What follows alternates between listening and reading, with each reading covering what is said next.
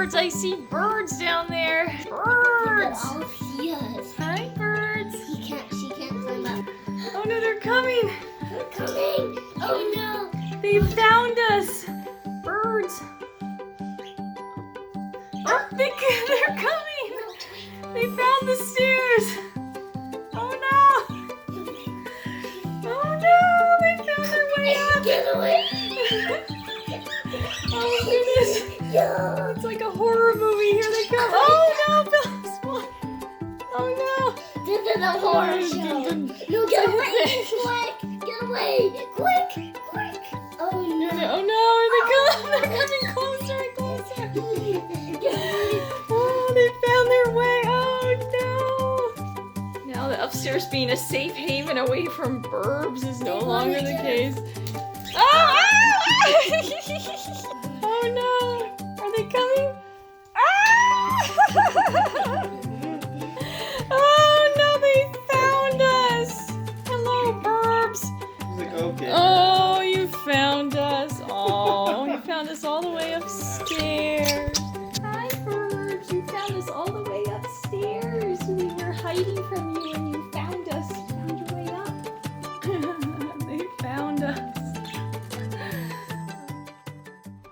Hey guys, what's going on? So today we are going to show you our bird first aid kit. And if any of you saw the video a couple months ago where Pearl got a blood feather, we were not exactly prepared for that. It was a thing, she was flying around, she was perfectly fine, and within one instant she was down on the floor and was holding her wing out and there was blood coming out. And I was home by myself, Kevin wasn't here, I didn't know what to do, I was sort of freaking out, and of course when you freak out, that makes your birds freak out, and it was just not a good situation. We got really lucky in that the feather stopped bleeding on its own, so it wasn't a big crisis, but after that we realized we needed to be more prepared. So today I'm going to show you our bird first aid kit that we have now put together. And this is a very basic first aid kit. It's sort of the minimum of what any bird owner should have on standby. We're really lucky living in the middle of Los Angeles. We have a number of avian vets that are close to us. I know a lot of people out there don't really live anywhere near an avian vet, so you'd be best to have a little larger first aid kit so you're completely covered in any situation, since it may be a while before your bird can be seen by a vet. So it's best to have your materials in a designated box, not just scattered all over the place. We bought a small plastic container here. So the first thing we have in here are scissors, and these scissors have a rounded tips on the end of the blade, so they're safe to use around animals. And these can be used to trim extra feathers or any feathers that might be in the way of a damaged feather that you're trying to deal with. And they also can be used to trim bandage material. And speaking of bandages, we have a number of sterile pads. We have styptic powder, and this is a special powder that is a coagulant and it stops bleeding. And you would apply this directly onto a blood feather or a bloody cut, and it helps stop the bleeding.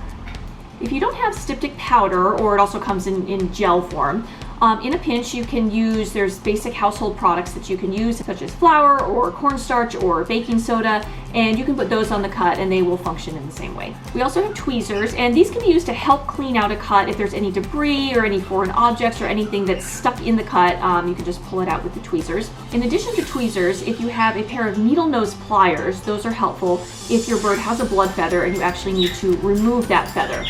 Tweezers may not be strong enough to get a good grip on that feather, and you may end up really hurting your bird, so having a strong pair of needle nose pliers will do the job more effectively. It's also helpful to have a magnifying glass because you're dealing with obviously small animals with small cuts, and if you get one that is illuminated, it will help you see what you're doing better. If you don't have an illuminated magnifying glass, at least having a small flashlight or a pen light on hand will help as well. Also, having Q-tips on hand will help if you have styptic gel or any other ointments that you need to put on cuts. It's more easily done with a Q-tip. And our last two items are for you, the bird owner. We have alcoholic wipes. As I said, this is for you, not the bird. This is to keep your hands sterile. And in addition to that, we have plastic gloves. These not only keep your hands sterile, but in the event that your bird is freaking out and tries to bite you, there's a little bit of protection there as well. And last but not least, you want to have a small clean towel on hand. And this is very helpful for restraining your bird. Just wrap them up in the towel, they'll feel more secure, and then you can do what you need to do to administer first aid. And of course, you want to have the number of your veterinarian handy in case of an emergency. And there are also national animal poison control centers that you can call. There are fees involved with those, but they can help you if your bird is in an emergency. We'll have those numbers in the description below. So this is our basic bird first aid kit. If you don't have one, hopefully this has been helpful in getting yours started. Hopefully you never need it, but it's always good to have on hand. And if you do have a bird first aid kit, let us know in the comments below if there's anything that you have that we don't, that you think other people should know about. Let us know. That's it. Thank you so much for watching. Please like and subscribe, and we'll see you next time. So Brendan and I were hiding on the stairs. We were sort of hiding from the birds, and they saw us on the stairs. They flew over to the bottom of the stairs and they saw us. And so they started creeping up the stairs one at a time. It was kind of like a horror movie. They just kept coming closer and closer until they found us at the top. And now they know the way upstairs. Oh goodness, hi birds.